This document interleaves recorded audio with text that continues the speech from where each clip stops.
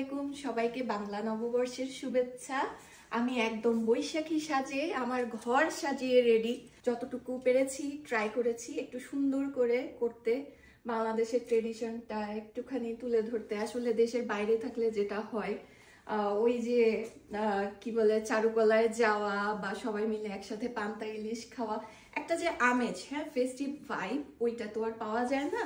তাই আর কি একটুখানি চেষ্টা যে সবাই মিলে একসাথে খাবো, আনন্দ ফুর্তি করব, এই তো। আর যে জায়গায় দাঁড়িয়ে ছবি তুলবো ওইটা আমি বাইরে নিয়ে গেছি। আমার ইচ্ছা ছিল আমার খাবারের দোকানটাও বাইরে সেট আপ করার। পরে ভাবলাম যে আজকে শুধু মেয়েরা আসবে, হ্যাঁ আজওয়াদকে নিয়ে আমার দৌড়াদৌড়ি লাগবে, ঠিক মতো আসলে গেস্টকে সার্ভ করতে পারবো না, এই কারণে এটা ভেতরে রেডি করেছি।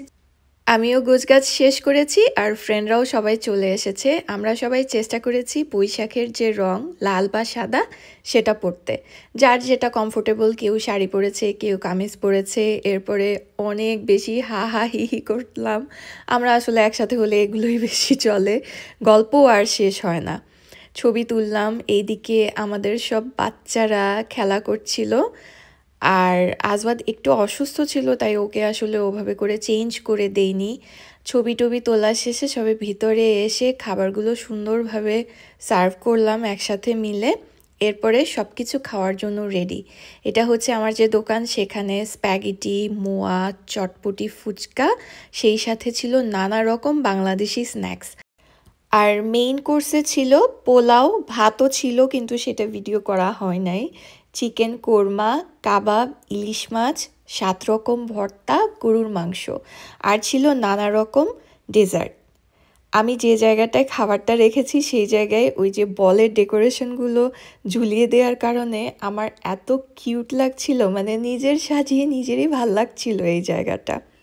এরপরে সবাই মিলে খেলাম। এটা হচ্ছে আমার প্লেট, এতগুলো খাবার খেয়ে ফেলছি ওই দিন, ভর্তা থাকলে যা হয়। এখানে ছিল আমাদের ডেজার্ট পুডিংটা আমি বানিয়েছি, বাকি আইটেমগুলো ফ্রেন্ডরা নিয়ে এসেছে। সব আড্ডা শেষে যখন মোটামুটি সবাই চলে গেছে, সিলভি বলছিল আজওয়াদ এই বলগুলো চাচ্ছে, ওকে একটা দেই। ওকে দেওয়ার পরে অন্য বেবিরাও চাচ্ছিল, তারপরে তাদেরকেও দেয়া হলো। গত রাত থেকে আজওয়াদের টার্গেট ছিল এই ডেকোরেশনটা সে কখন নিবে।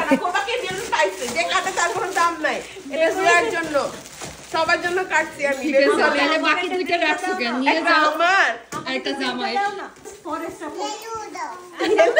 আর সবাই চলে যাওয়ার পরে আমি আমার যে লাস্ট কাজ সেটা করছি। সব কিছু ধুয়ে তারপরে শুকিয়ে রাখছি, যেহেতু মাটির জিনিস একটু যত্ন করে তো রাখতেই হবে। আসলে এভাবেই সবাই মিলে একসাথে আমাদের বৈশাখের দিনটা কেটেছে। আজকে তাহলে এখানেই বিদায় নিচ্ছি। আপনারাও ভালো থাকবেন। আল্লাহ হাফেজ।